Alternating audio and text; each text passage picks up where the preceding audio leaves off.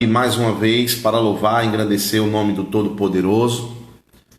Estou um pouquinho atrasado, mas porque eu estava dando as últimas conferidas na palavra de Deus. Nós temos que ter confiança naquilo que nós vamos falar, porque nós estamos lidando com a palavra do Todo-Poderoso e eu tenho um extremo cuidado com relação a isso. Então, às vezes eu gasto um pouquinho mais de tempo, para poder entender um pouco da palavra de Deus e, consequentemente, poder transmiti-la. Tá certo, meus amados irmãos e irmãs? E você que já está comigo, seja muito bem-vindo, em nome de Jesus.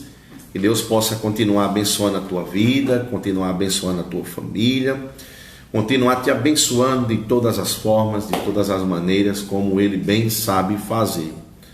E sem mais demora, eu gostaria de fazer uma oração inicial e em seguida já passar para nosso estudo de hoje. Nós vamos falar hoje um assunto muito interessante. Eu gostaria que você prestasse bastante atenção, pois é um assunto que mexe com o nosso pensamento, não é?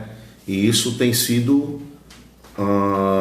uma dúvida para muita gente, mas eu gostaria de, antes disso, continuar orando com você, fazer uma oração junto com você nessa noite. Eu troquei de aparelho telefônico, estou com o aparelho telefônico do meu sobrinho, mas ainda assim não aparece os comentários para mim, não aparece.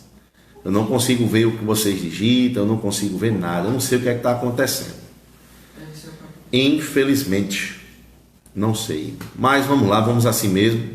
Eu não vou mexer agora, porque senão vai atrapalhar, e o nosso propósito aqui é transmitir a mensagem do poderoso Evangelho do Senhor Jesus Cristo. Eu não consigo ver, tá, irmãos? Então me desculpe aí, às vezes você pode fazer algum tipo de pergunta ou cumprimentar, mas eu não vejo o que você está falando, eu vejo a sua foto, eu acredito que quem está ali é Monique, Maria José, Celiane, Gleidson e a nossa querida irmã Tazirene.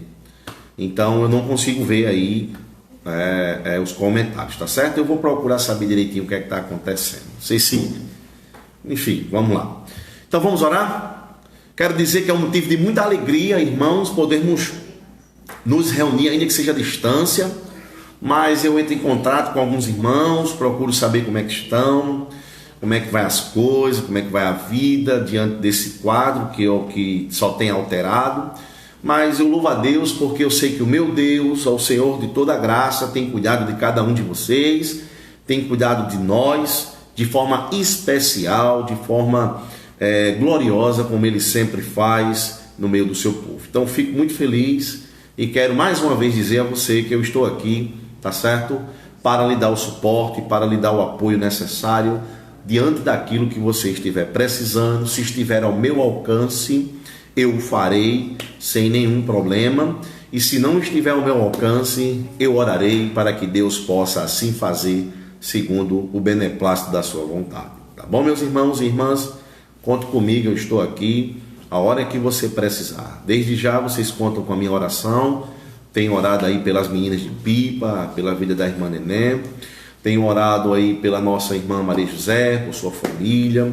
Tenho orado pelas famílias da igreja, pela nossa irmã Jussiara, o nosso irmão Oséias, a nossa irmã Antônia, nossa irmã Denise. Estive com a irmã Antônia já hoje pela manhã, está bem, graças a Deus.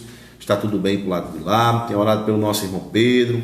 Tenho orado aí pelo nosso irmão Daniel, nossa irmã Cleininha, nossa irmã Nilma, sua família, nossa irmã Nice, nossa irmã Dalila. Estou com saudade de todos, irmãos. Nosso irmão Sérgio de Pipa, nosso irmão Gleidson, nosso irmão César, nosso irmão Carlinhos, nosso irmão Nick, todos, pastor Robson. Então, irmãos, não vou parar de citar, porque possa ser que eu passe batido em alguém.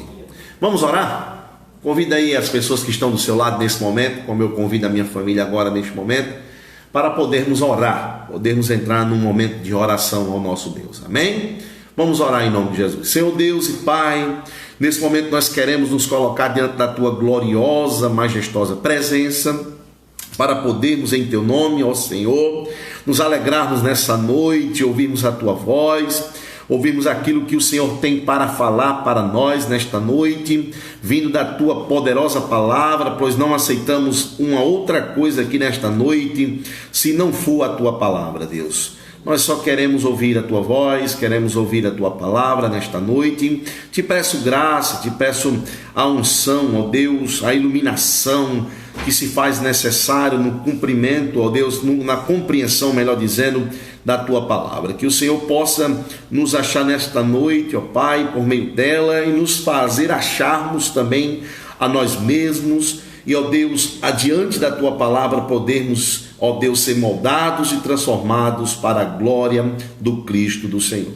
Queremos nessa noite, ó Deus, nos alegrar no Senhor, nos alegrar na tua presença, nos alegrar diante do Cordeiro de Deus e podermos assim, juntos, ainda que à distância, podermos, ó Deus, compartilhar da tua palavra e também desta comunhão em Cristo Jesus. Obrigado pela oportunidade que tenho de poder trazer, ó Deus, a tua palavra. Me capacita cada dia mais para que eu possa, ó Senhor, estar sempre trazendo para o teu povo o alimento adequado, ó Deus, diante de muitos alimentos que têm sido propostos nesses últimos dias. Que o Senhor me dê a graça de sempre encontrar os pastos verdejantes e trazer para o teu povo, Senhor. E para mim também, para a minha família. Então, neste momento, nos leva a eles, nos leva às águas tranquilas e refrigera nossa alma, em nome do teu Filho amado Jesus Cristo. É assim que nós oramos e agradecemos em nome de Jesus. Amém. Meus amados irmãos e irmãs, eu sou um homem ainda muito novo, né? Tenho 40 anos de idade, pretendo viver aí os tempos que Deus quiser, mas eu acredito que eu tenho ainda muitos anos de vida pela frente, na minha perspectiva. Mas eu gosto muito das coisas antigas, eu gosto dos hinos antigos. Recentemente compartilhado no grupo das mulheres, hino da harpa cristã, nossa irmã Monique sempre compartilha, às vezes a nossa irmã Sandra, nossa irmã Elisângela, vez ou outra estão compartilhando hinos antigos da harpa cristã, e eu gosto muito, eu amo muito esses hinos. Gosto muito do Antigo Testamento, também chama muito a minha atenção. Eu gosto muito das coisas antigas, gosto da maneira em que as coisas eram antigamente. Lembro-me da igreja como ela era há cerca de 30 anos atrás, como era a igreja, como eram os crentes naquela época.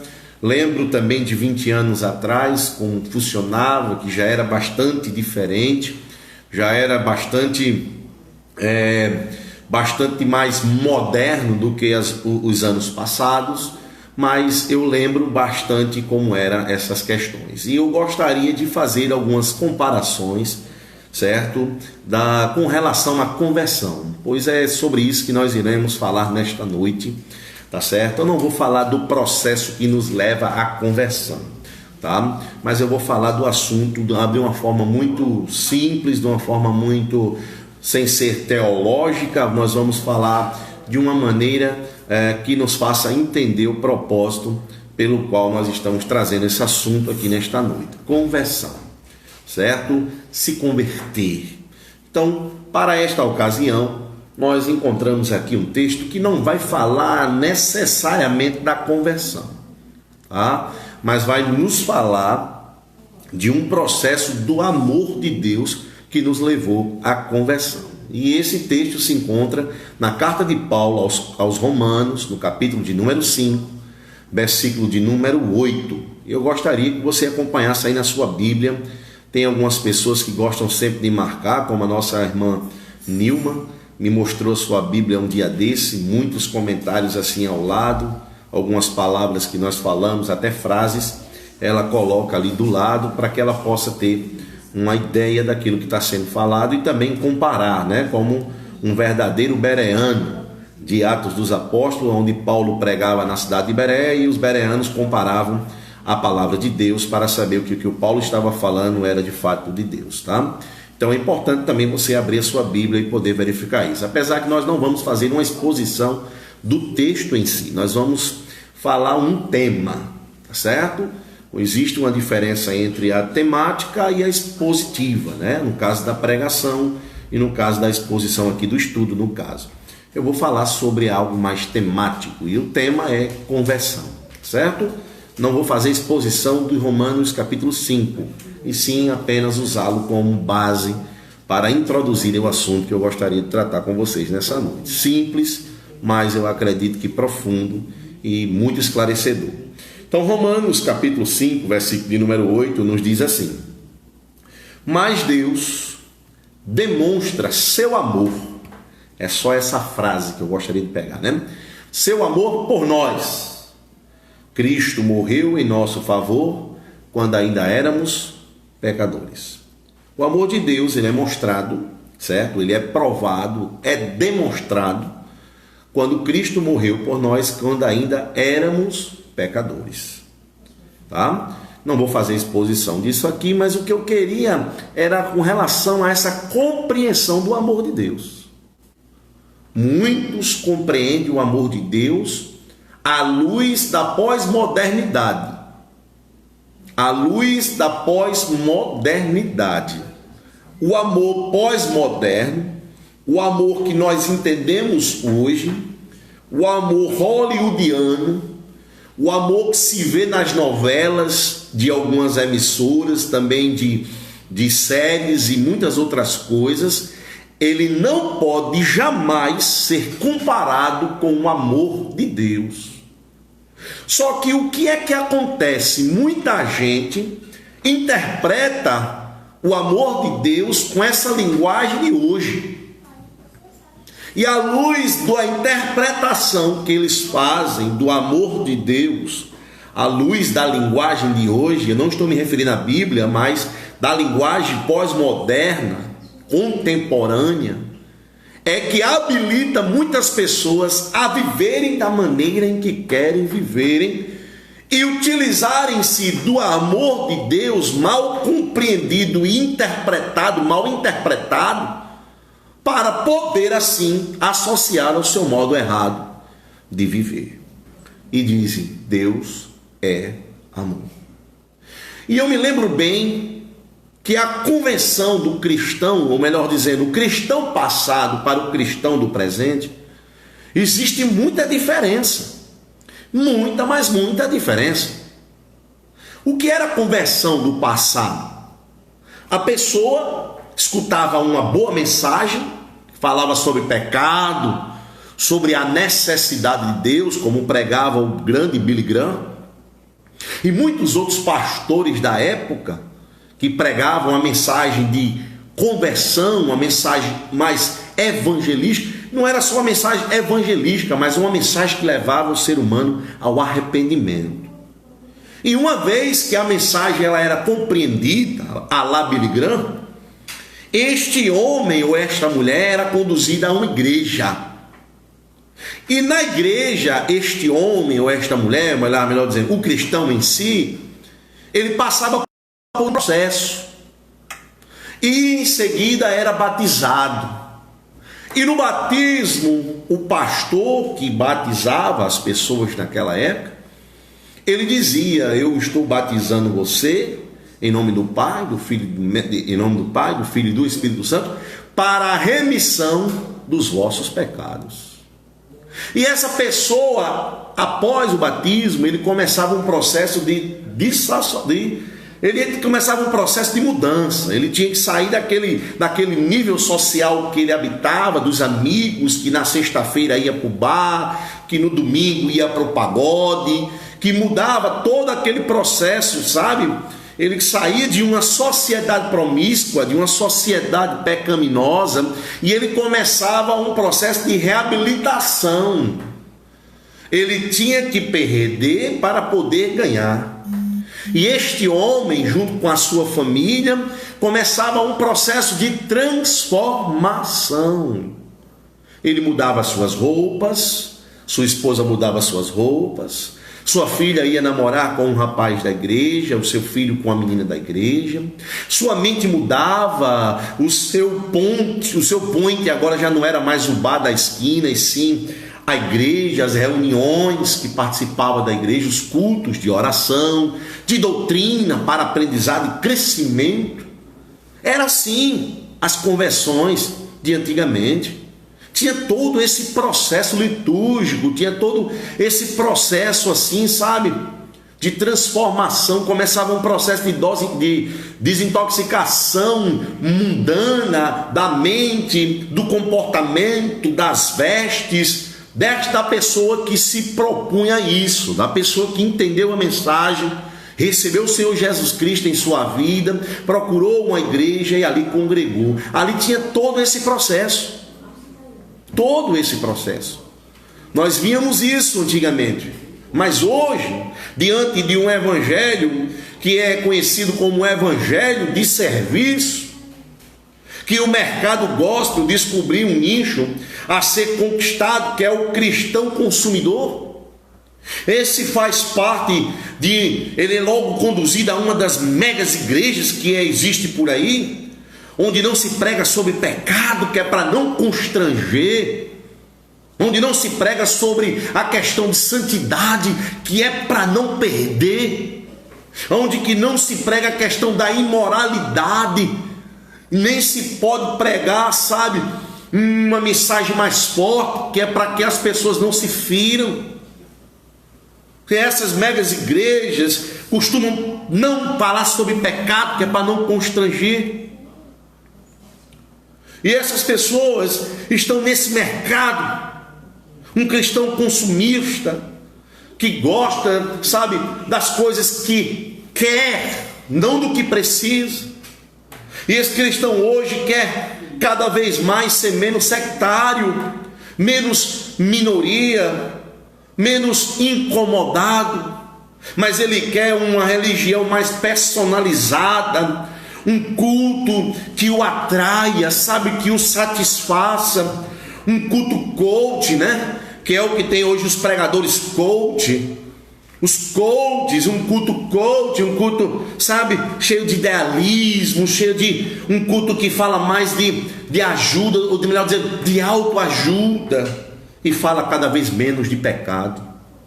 Existem muitos pregadores aí, sabe, que são coaches, que fornecem uma mensagem coach, que fornecem uma mensagem de autoajuda, que não fala sobre pecado, mas fala de uma fé inteligente, como você driblar as coisas, a vida, as suas ações, as suas características, como você dominá-la.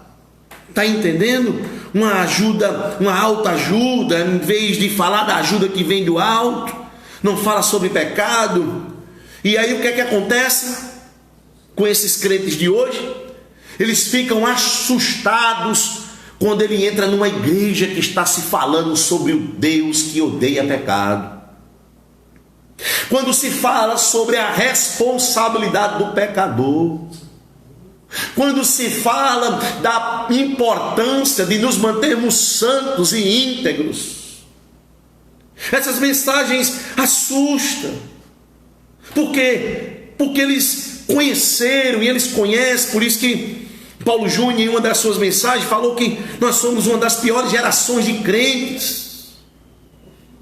Esses que estão vivendo agora, esse grupo agora, esse crescimento exacerbado, sabe, da igreja cristã evangélica. Paulo Júnior diz que é uma das gerações, uma das piores gerações de toda a história da igreja. E aí o Samuel Mariano foi rebatê-lo, né? Rebatê-lo num congresso de uma Assembleia de Deus enorme, e ele falou: nós estão dizendo por aí, se referindo ao Paulo Júnior, estão dizendo por aí que nós somos mas nós não somos, nós somos a geração de adoradores. E é verdade, nós sabemos que não é essa. Estou com Paulo Júnior. O povo evangélico hoje é uma das piores gerações de todos os tempos. É horrível ver isso. E nós estamos falando num contexto geral. É horrível ver um pregador que diz que tem a unção do arqueiro verde, puxando uma flecha invisível e atirando num membro da igreja. O rapaz já estava assustado, ele não sabia o que ia acontecer, o cara dizendo que estava com uma flecha na mão. É difícil ver balada gospel, funk, axé gospel, pagode gospel, forró gospel, sabe? Pessoas que saem de uma vida secular, de uma fama secular, quando perde a fama quer tentar dentro da igreja. E aí as pessoas fazem a maior alusão, porque era fulano de tal, que era cantora, que era cantor lá no mundo, agora está aqui. E essas pessoas passam um tempo, depois saem, escandalizam tudo de novo.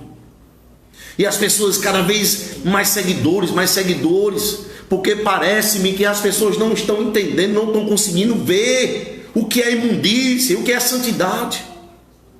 Não conseguem enxergar, exatamente porque eles ficam assustados com o Deus da Bíblia quando se fala sobre isso, porque pouco se fala sobre isso nesses dias. E eles se assustam quando vê o Deus da Bíblia simplesmente por mal interpretarem a palavra Deus é amor. E essas pessoas entendem que Deus é amor em ler, quando ler Deus é amor, eles fazem essa leitura na linguagem de hoje. E o que é esse amor hoje? É o amor que não proíbe. É o amor hoje, é o amor, aquele amor hollywoodiano, o amor de novelas, o amor de seriados, de séries, que as televisões têm mostrado. É um amor que você não pode ter problemas, ou você não quer ter problemas sociais. Você não quer mudar o seu jeito de vestir, o seu jeito de falar, o seu jeito de ser, só porque você virou crente. Você diz, eu não estou engessado, eu estou vivo. Não quer mais mudança, não quer ser incomodado, sabe? Quer se vestir do jeito que quer. Então, hoje, acabou aquela época, lembra? Aquela época daquelas irmãs que tinham cabelão, que diferenciava a mulher crente da mulher descrente, e era simplesmente reconhecida como uma pentecostal, olha, da igreja tal. Acabou isso, sabe? Hoje a pessoa se torna crente e continua vestindo do mesmo jeito, continua vestindo o que quer, continua vivendo como quer, do jeito que quer, se vestindo do mesmo jeito. E esse evangelho conservador tem alguns pastores que ainda insistem em pregar. E essa igreja conservadora que ele quer manter, que ele ainda, às vezes se torna fora de moda e o pastor se torna um ridículo. Essa é a realidade. Hoje, se a gente falar da questão sobre a sexualidade, e se nós subirmos um pouco mais um tom, pode transparecer para alguém que esteja na igreja, né? Um coach, né? Que nós somos homofóbicos, que nós somos preconceituosos. Existem até leis que podem nos prender como ministro do evangelho. Essa sociedade, meus amados irmãos, de hoje, que muitas vezes apenas fica pressionando os pregadores, fazendo perguntas sobre do tipo, se Deus é amor, por que Deus destrói as coisas, por que Deus permite certas coisas, que amor é esse que podemos ver nesse Deus que os crentes pregam, que não tem amor? O que importa é o amor, o que importa não é a questão sexual dos seres, se é do mesmo sexo, o que importa é que eles se amem e que eles possam viver felizes. E esse amor que quer destruir o amor, esse Deus, melhor dizendo, que quer destruir esse amor, que destrói as coisas, que Deus é esse? E fazem perguntas para pastores, para os pregadores. Sabe por quê? Porque o pai hoje, não é? Porque o pai hoje, que é amor, é aquele pai que, quando o filho embriagado, drogado, bate o carro e mata uma pessoa, o pai simplesmente vai lá por debaixo dos panos e tenta negociar, tenta barganhar com os guardas, tenta ali subornar para poder soltar o seu filho, para que ele não possa ser processado e pagar pelos erros que ele cometeu. Essa é a ideia de um pai amoroso que as pessoas têm hoje na nossa sociedade.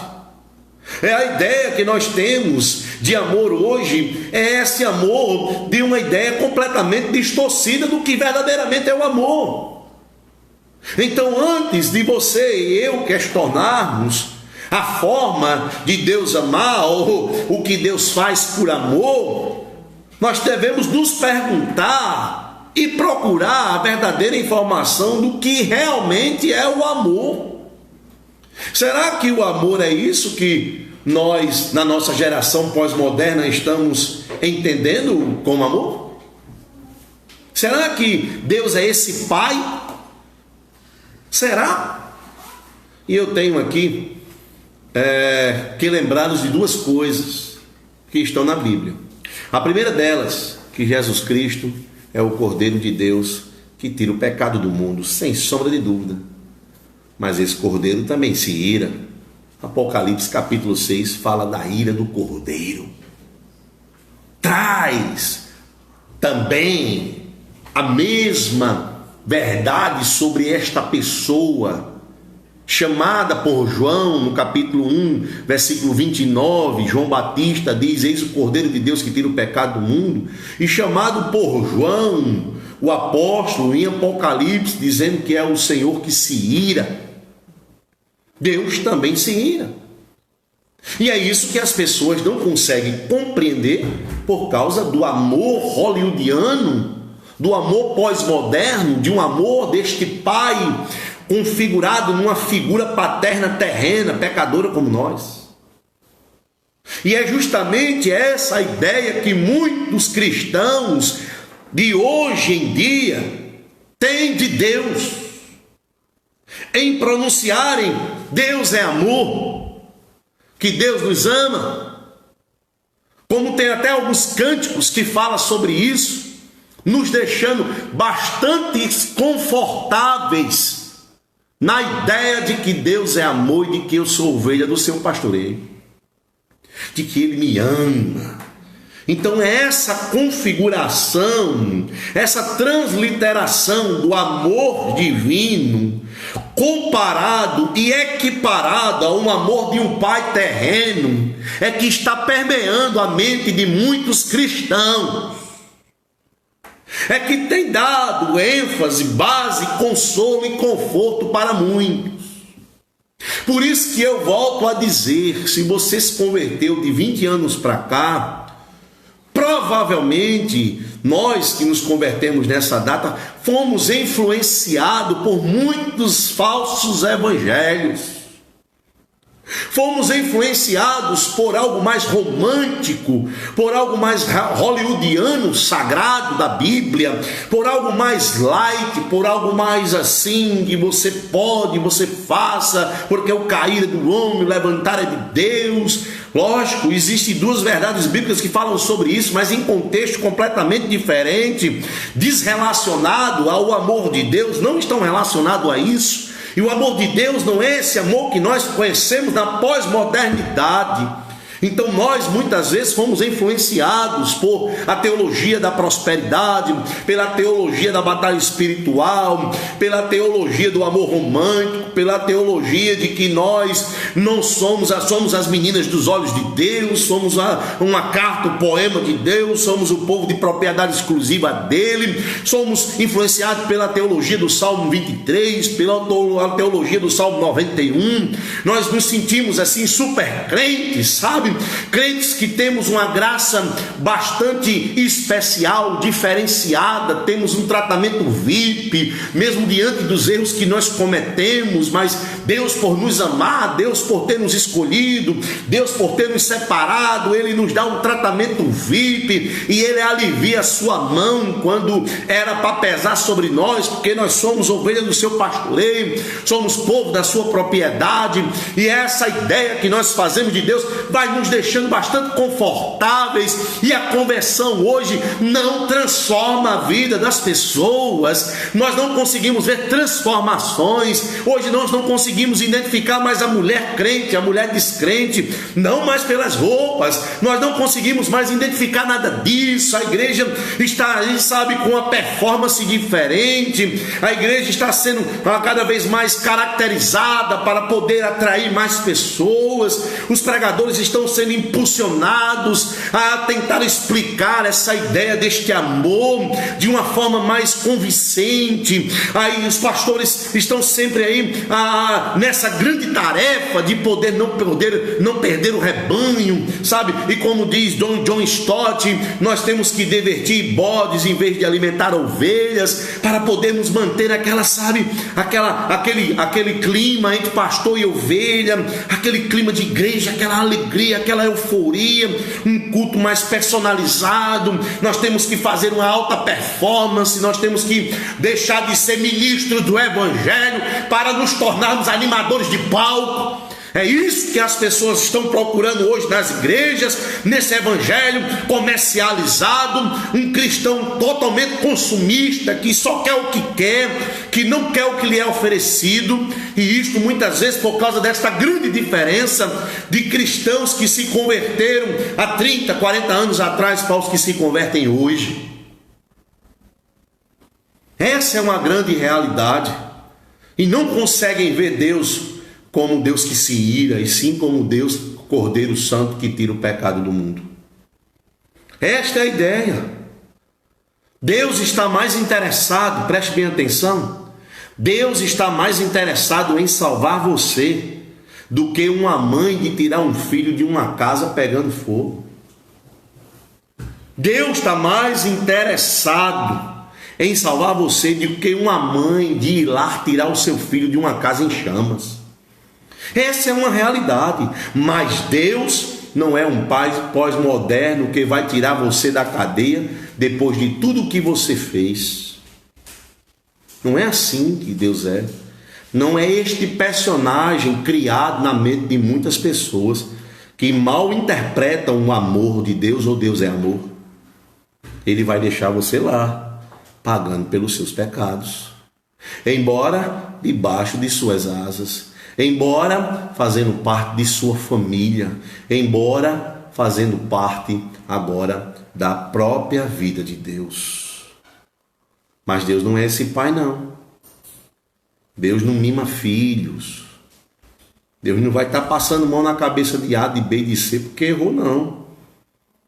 E às vezes os pastores, os pregadores de hoje, que são muitos, as pregadoras, os livros, só fala nisso, nos dando uma falsa esperança. O evangelho é tão poderoso e ele é tão sério, tão verdadeiro, que existe a possibilidade de pastores mudarem a pregação do evangelho. Vai depender do público que ele quer alcançar. E isso é provado por Paulo escrevendo aos Gálatas. Paulo diz: olha, se até eu, olha só, ou um anjo descer do céu e vos pregar outro evangelho que eu não preguei, se até eu, Paulo diz, porque as pessoas estão fazendo isso, as pessoas estão migrando de um evangelho do Deus da Bíblia para o Deus personagem, do Deus da Bíblia para o Deus do amor, para o Deus da graça, do Deus que é santidade para o Deus que ama você, do Deus que requer do seu povo prudência e obediência para um Deus que tudo suporta, que tudo crê, que tudo espera, porque Ele é amor. E essa transição, Paulo disse que o pastor, a pastora, o pregador, ele pode correr. Paulo disse: se até eu vos pregar um outro evangelho, não aceite. E eu digo aqui para vocês agora, se até eu vos pregar um outro evangelho, por favor, descarte, viu? É igual aquelas cartas de cobrança, né? Quando chega a carta de cobrança, diz assim: se você já pagou essa conta, por favor, desconsidere esta mensagem. Então, se eu vos pregar um outro evangelho, por favor, desconsidere essa mensagem. Desconsidere, eu já me corrompi se eu começar a pregar outro evangelho. Tá certo? É isso que nós precisamos entender, e às vezes nós estamos numa situação tão sem muita compreensão do que verdadeiramente é evangelho, que nós terminamos aceitando qualquer evangelho que vem. Vai depender da pessoa. Vai depender da pessoa. Achei bonito, achei interessante, falou comigo, é o que interessa. Não sei, eu não quero saber se é evangelho. Às vezes a pessoa ela está pregando autoajuda para você e não ajuda que vem do alto. Sempre gosto de falar essa frase do pastor Hernando Dias Lopes. E para poder expressar um pouco mais sobre isso que eu estou falando para você, sobre conversão, porque às vezes as pessoas não conseguem hoje associar que Deus quer isso do seu povo, que Deus quer santidade, quer mudança de vida, quer transformação, quer boca santa, quer pés santos, olhos santos, quer um povo lavado e remido. Foi para isso que ele derramou o seu sangue. E as pessoas não conseguem ver isso, porque diz que Deus não é mais aquele Deus do Antigo Testamento, porque agora nós estamos na graça, não estamos mais na lei, querendo anular os 10 mandamentos, amarás o Senhor teu Deus sobre todas as coisas, somente a Ele prestarás culto, amar o teu próximo como a ti mesmo, não usar o nome do Senhor teu Deus em vão, e separar um dia para o Senhor, dia de sábado. Esses 4 mandamentos que falam principalmente do relacionamento com Deus, entendeu? Dos 10 mandamentos, mas querem anular isso. É justamente sobre essa diferença, sabe? Que foi aceitada na antiguidade e agora não é aceitada na pós-modernidade. Os pós-modernos não querem aceitar isso. Os cristãos de hoje não querem aceitar isso. Só querem graça, amor e misericórdia. Graça, amor e misericórdia. Só querem isso.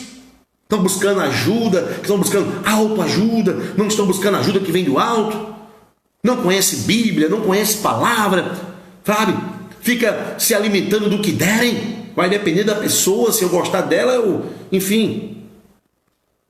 É porque eu quero transmitir para você aqui uma coisa, irmãos. Essa ideia desse Deus tribal que as pessoas às vezes não entendem. Aí as pessoas, porque eu não consigo enxergar, eu não consigo entender. Recentemente, um jovem me fez essa pergunta, já que sua mãe disse a ele: eu não acredito que Deus vai deixar as pessoas se perderem. Eu não acredito nisso. Sabe, a mãe do jovem, e o jovem veio me perguntar isso, ele deu lá a resposta dele, mas ele disse isso, porque eu não acredito no Deus que criou as suas mais belas criaturas e vai deixar elas se perderem. E isso dá um certo, o quê? Uma certa confiança e falsa sensação de que está guardado no Senhor para todo sempre, que o Senhor vai voltar, independente da vida que eu leve, independente das doutrinas estabelecidas pelo próprio Deus, mas Deus é amor, e não importa o quem você é, não importa o que você fez, sabe? Ele não importa, Deus te ama a si mesmo, não importa a forma em que você se veste, porque Deus não está no cabelo, não está na forma em que se veste, não, Deus não é isso não, Deus olha para o seu coração. Aí vem os assembleanos e diz: Deus não é açougueiro para querer uma parte só do teu corpo, Deus quer todo o teu ser. E aí às vezes a gente fica nessa, sabe, irmãos, mas existe uma ilustração que nos ajuda a entender bem isso. O seu Deus não vai jogar ninguém no inferno, um lago de fogo. Escute bem, existia um homem na época do faroeste que ele cometeu um crime, e esse rapaz foi preso, e as pessoas, se compadeceram da sua situação. Um rapaz jovem cometeu um crime, ia ser preso, e naquela época do faroeste era enforcado em praça pública, e ele já iria dar a sua sentença de que ele iria morrer, seria enforcado. E as pessoas, com dó dele, fizeram o quê? Um abaixo-assinado e foram levar para o governador, implorando perdão daquele jovem, porque acreditava que ele tinha condição de se reassocializar de novo e se transformar numa outra pessoa. Enfim, o governador falou: eu vou dar o perdão a esse jovem, mas antes eu quero conhecê-lo. E o que foi que ele fez? Ele se vestiu de pastor, pegou a carta de perdão, colocou dentro da Bíblia e foi até a cadeia. Chegando o governador disfarçado de pastor na cadeia, de paletó, com Bíblia, chegou para o jovem e disse: meu jovem, eu tenho algo aqui para você. E aquele jovem começou a cuspir o pastor, dizendo: saia daqui, eu não quero saber de você, eu não quero saber de você. Vá-se embora daqui. Mas ele insistia: meu jovem, eu tenho algo aqui dentro dessa Bíblia que é para você, meu jovem. Você precisa saber o que está aqui dentro. E ele disse: não me interessa, eu não quero saber, vá-se embora daqui, senão eu vou bater em você. E o governador, o pastor, que no caso não era o pastor, mas estava disfarçado, que era o governador, foi embora, temendo inclusive até pela sua própria segurança. E aí o carcereiro chegou para aquele preso e disse: meu amigo, você é muito burro. Sabe por quê? Porque aquele pastor que entrou aqui com a Bíblia na mão não era pastor coisa nenhuma. Era o governador disfarçado. E dentro daquela Bíblia estava a sua carta de perdão. E aquele jovem baixou a cabeça e ficou pensativo. No julgamento, quando aquele homem foi conduzido da cadeia até a praça, quando ele foi ser enforcado, disseram assim: quais são as suas últimas palavras? E aquele homem disse: eu quero falar uma coisa para vocês, principalmente para os jovens. Eu serei morto daqui a alguns minutos, dizia ele, mas eu não vou morrer por causa do crime que eu cometi. Eu vou morrer por causa do perdão que eu recusei. É essa a grande realidade.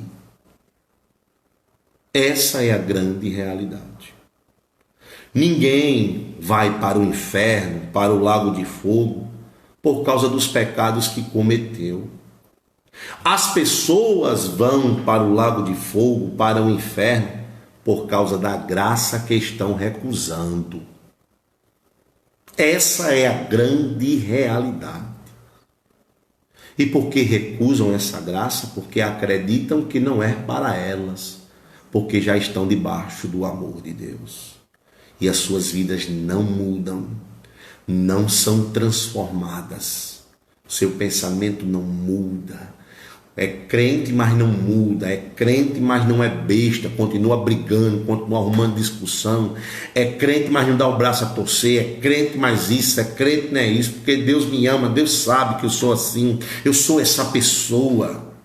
E Deus me ama assim mesmo.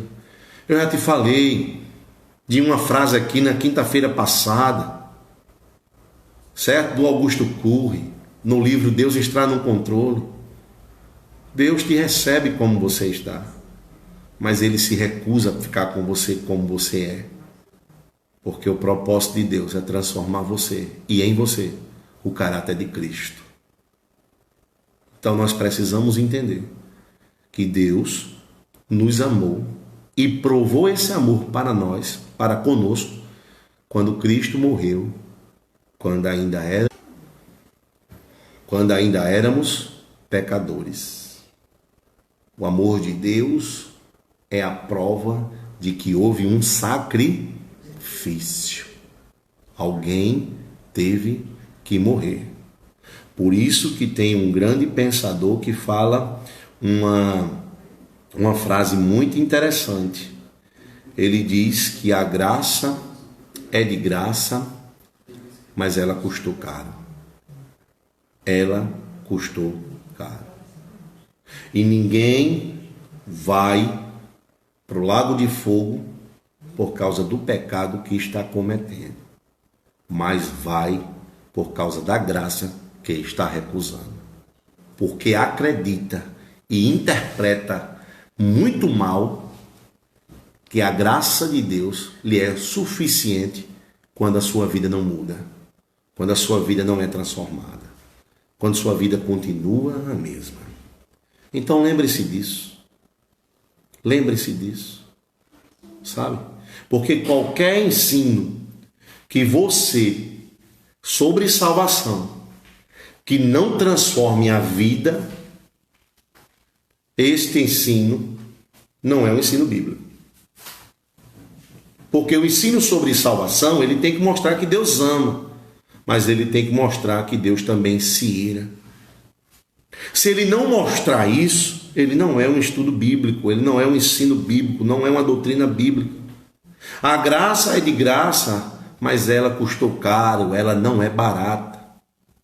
Quando você lidar com Deus da Bíblia, que parece duro demais, aí nós fazemos uma pergunta: será que é Deus que é duro demais? Ou é a educação da nossa época que é demasiadamente frouxa? Será que não é essa a realidade? Será que nós não educamos os nossos filhos de forma frouxa e achamos que Deus também vai tratar conosco do mesmo jeito? Será que é porque nós não pagamos a fiança do filho que pegou o meu carro drogado, bêbado, matou uma pessoa, tirou uma vida, e eu, para provar o amor pós-moderno, para provar o amor do pai, que não vou me deixar o meu filho nessas condições, eu como pai vou assumir todos os erros, vou colocar os pontos da carteira, em vez de ser na dele, coloca na minha, porque o menino está começando a vida agora, sim, mas ele tirou a vida de alguém, aí eu vou lá, pago a fiança, trago ele para dentro de casa como se nada tivesse acontecido. E às vezes é essa ideia, essa romântica que nós temos e atribuímos ao Deus Todo-Poderoso. Não é essa a realidade, meus irmãos. Essa não é a realidade do divino. O amor de Deus não é este. Ele sim deu seu Filho amado quando ainda éramos pecadores.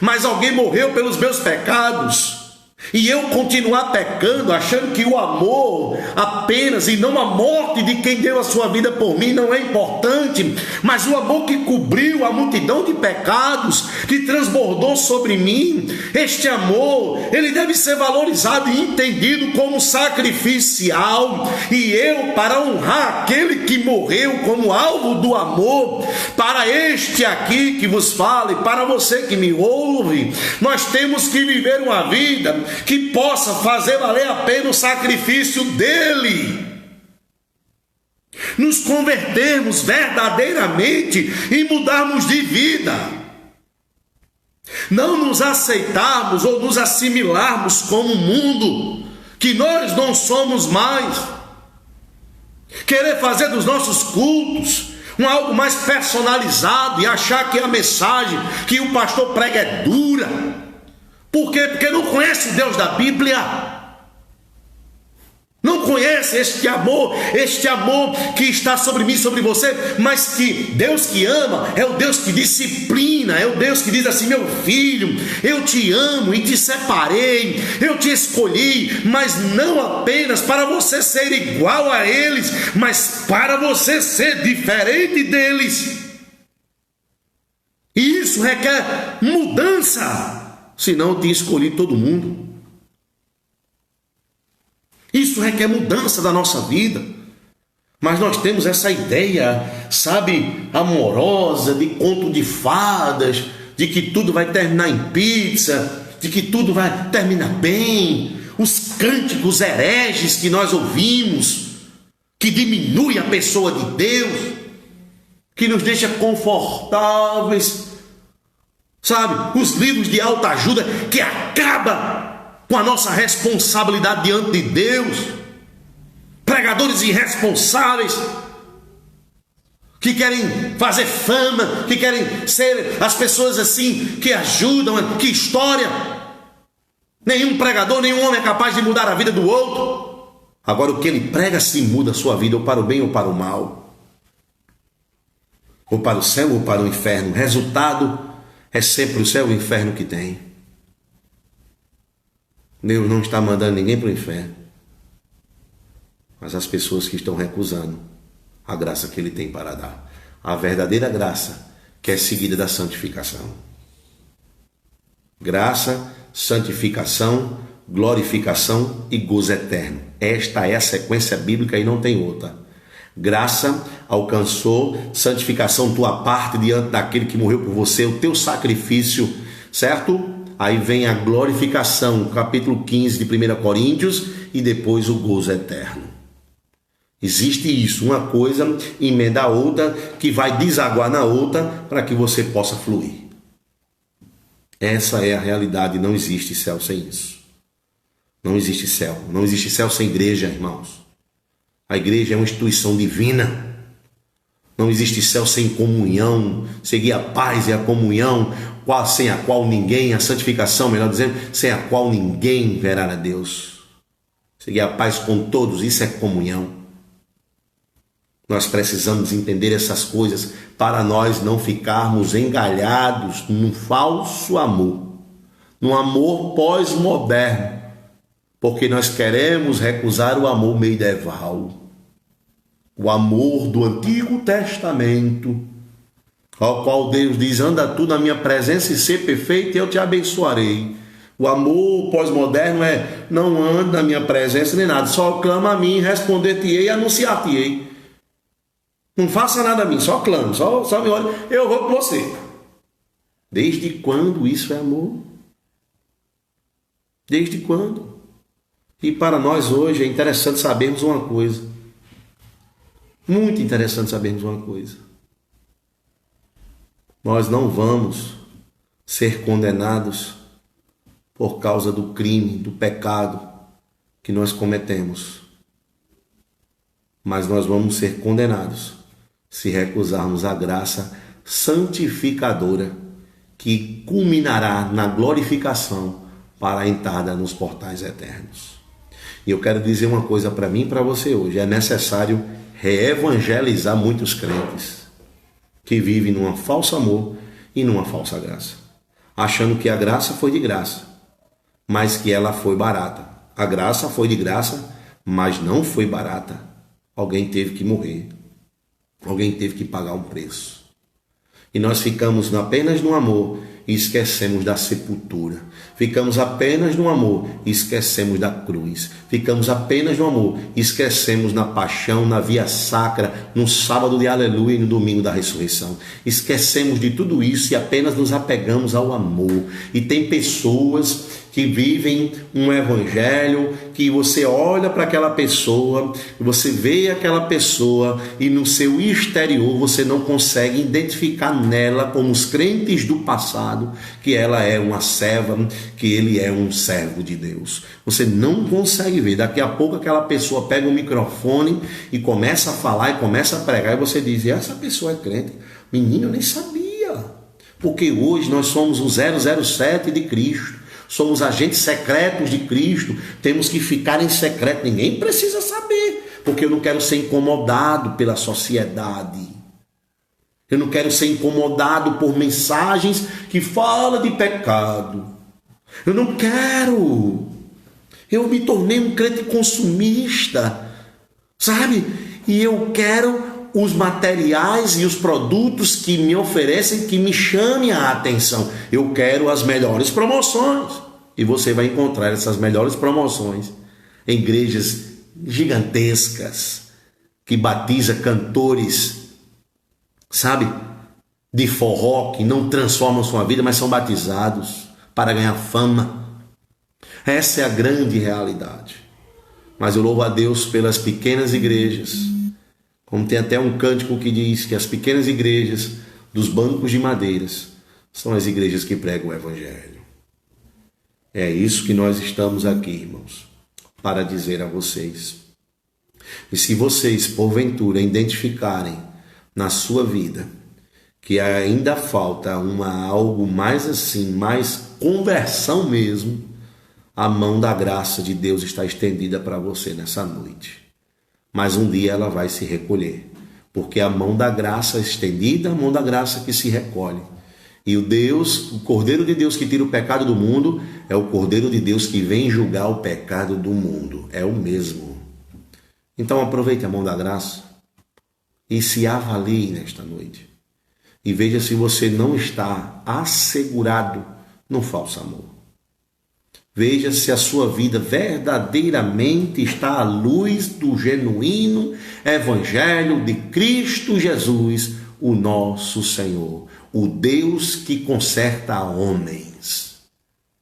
Veja aí, se avalie. Vamos terminar com uma pergunta. Se avalie, se autoavalie. E veja, será que verdadeiramente eu sou um homem e uma mulher convertida? Porque os crentes que ouviram Billy Graham se converteram verdadeiramente. Os crentes com mais de 30 anos, de 40 anos de evangelho, esses crentes suportam bem a poderosa palavra de exortação. Esses crentes não vão titubear entre dois pensamentos. Esses crentes aguentam o Evangelho, esses crentes conhecem o Evangelho.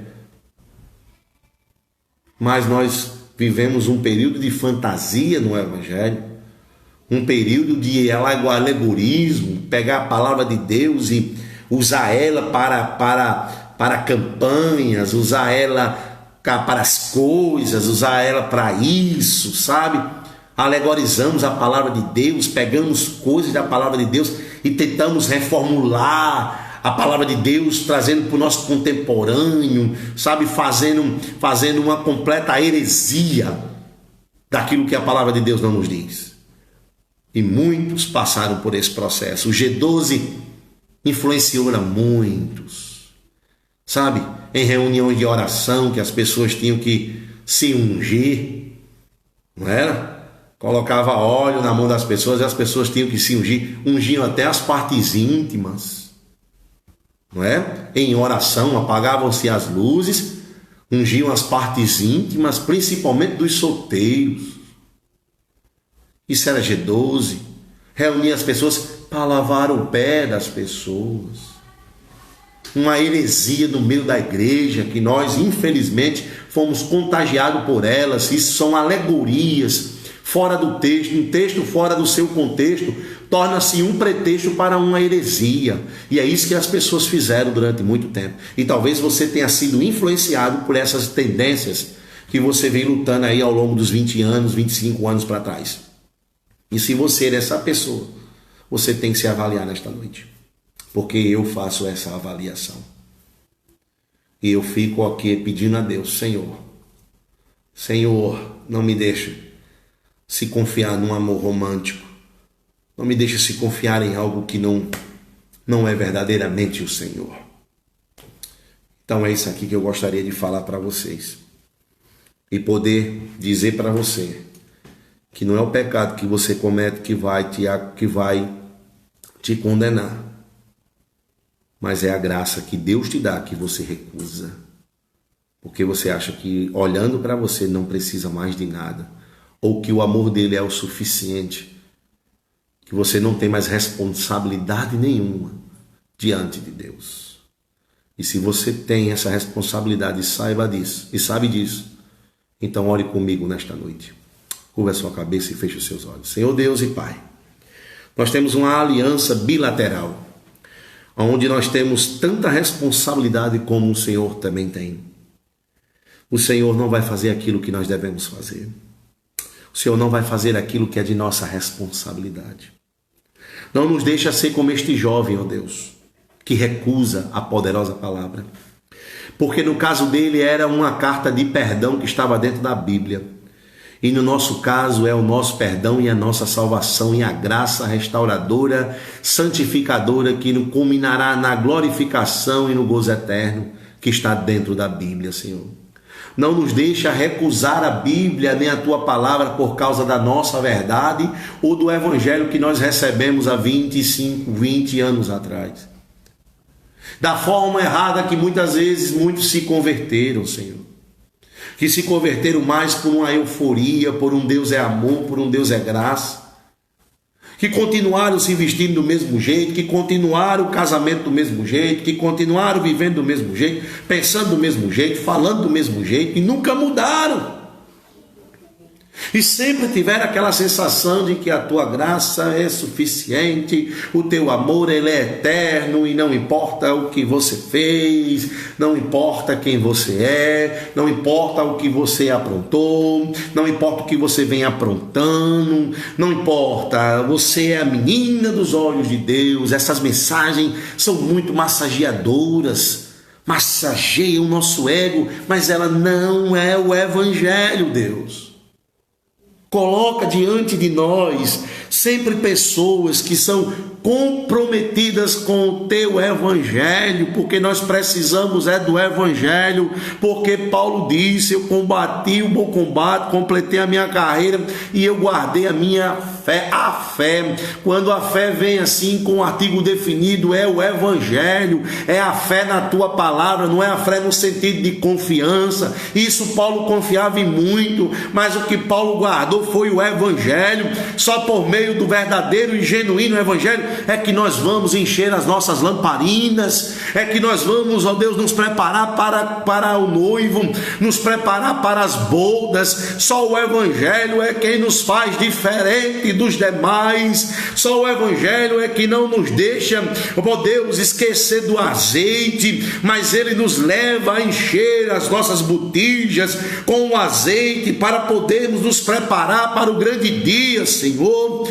E é isso que nós podemos identificar na vida de muita gente que está dormindo, confiando no falso amor, e quando, ó Deus, assoar as trombetas, e como a parábola das 10 virgens, vão dizer: ei, você aí que tem um pouquinho mais, me dá um pouquinho aí de azeite, e as pessoas irão dizer sem dó e sem piedade: sai vocês para comprar, porque se nós dermos a vocês o que nós temos, poderá faltar para nós também. Isso é um cuidado na vigilância, e muita gente não tem vigiado, muita gente não tem, ó Deus, entendido a prenúncia da tua volta, Senhor. Eu acredito que o Senhor está mais uma vez anunciando a gloriosa vinda do Senhor mediante ao cenário mundial que nós vivemos, ó Deus, e assim, ó Pai amado, possamos entender verdadeiramente o que é um Deus de amor, entender o que é a conversão e o que ela quer de nós, porque a conversão de muitos é com base no amor, a conversão de outros é com base na transformação da vida, porque a salvação causa transformação. A salvação fala do amor de Deus, mas também transmite para mim a ira de Deus sobre aqueles que desobedecem, sobre aqueles que o abandonam, que rejeitam a sua graça, que rejeitam o seu perdão. Então, Deus, nós entendemos nessa noite que o Senhor não vai mandar ninguém para o inferno, mas aqueles que vão para lá é os que estão rejeitando a tua graça, porque a tua graça é para todos, ó Deus. A tua mão está estendida para todo aquele, ó Deus, quem no Senhor crê será salvo, como diz a tua palavra. Para todo aquele que te confessar, Senhor, para todo aquele que transformar a sua vida e começar no processo de desintoxicação do mundo, de desintoxicação da vida mundana, da carne, todos esses processos, ó Deus. E nesta noite eu quero, ó Pai amado, tão somente que esta palavra possa alcançar a vida daquele que assistiu, a vida daquele que ouviu, e que isso possa trazer, ó Deus, uma consciência diferenciada do que é conversão, diferenciada do que é amor e do que é graça, e diferenciada de quem é o Senhor. Ó Deus amado, eu te peço, Deus, não nos deixa cair em tentação, mas livra-nos do mal. Amém. É assim que nós oramos a Ti nesta noite, Pai, e que o Senhor possa ter falado aos nossos corações. Amém. Domingo, um culto especial, certo? Não vou dar mais detalhes porque será uma grande surpresa. Então, domingo, às 18h30, um culto especial. Você vai se surpreender com aquilo que Deus vai fazer, não só com a forma do culto, mas como Deus irá fazer, tá certo? Lembrando que nós estamos com as nossas redes sociais da igreja. Nós temos o Instagram, nós temos o Facebook, nós temos também o YouTube. Então eu vou começar a transmitir uma série de estudos falando sobre interpretação bíblica, certo? Eu vou tentar resumir o máximo que eu puder dos vídeos, para não se transformar num vídeo tão longo, tão cansativo. Mas eu vou começar a partir de sábado, se Deus permitir. Agora eu já vou estar introduzindo, certo, uma temática interessante, conhecendo bem a minha Bíblia, nada mais, nada menos do que as chaves de uma poderosa mansão, tá? Que é a palavra de Deus. Então nós estamos aí, vamos aí iniciar a introdução sábado, tá? E vamos estar lançando no YouTube. E aí você vai poder assistir quantas vezes você quiser, compartilhar, copiar, mandar para uma pessoa, colocar aí também no seu telefone para que você possa acompanhar essas séries que nós vamos estar ministrando.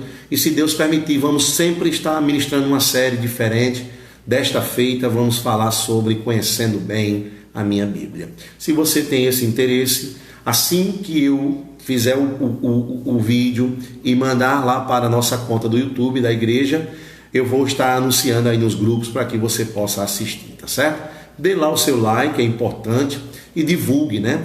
Para que a gente consiga aí estar pregando o Evangelho de Deus também para outras pessoas, tá certo? E Deus abençoe grandemente a sua vida. Tenha uma ótima noite, lembrando que em paz eu me deito e logo pego no sono, porque eu sei, Senhor, que só o Senhor é quem cuida de mim. E eu gostaria de dar um testemunhozinho sobre esta palavra que sempre, quando eu me lembro, eu dou no final do culto. E uma pessoa chegou para mim e mandou uma mensagem para mim e disse: pastor, eu aceitei aquela palavra e recebi aquela palavra no meu coração e fazia 2 dias e meio que eu não dormia. 2 dias e meio porque era o dia de dormir pela parte da manhã, mas não conseguiu dormir.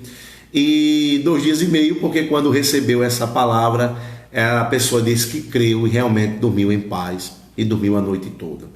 Então, se você estiver com essa dificuldade, não sou eu apenas que estou transmitindo, mas tem no Salmo de número 4, versículo 8, e também no Salmo de número 3, versículo 5. Não com essas palavras que eu estou dizendo, mas resume basicamente nisso. E eu vou dizer novamente: lembre-se, em paz eu me deito e logo pego no sono, porque eu sei, Senhor, que só o Senhor é quem cuida de mim. Fica na paz. Deus te dê uma ótima noite, em nome de Jesus. Amém.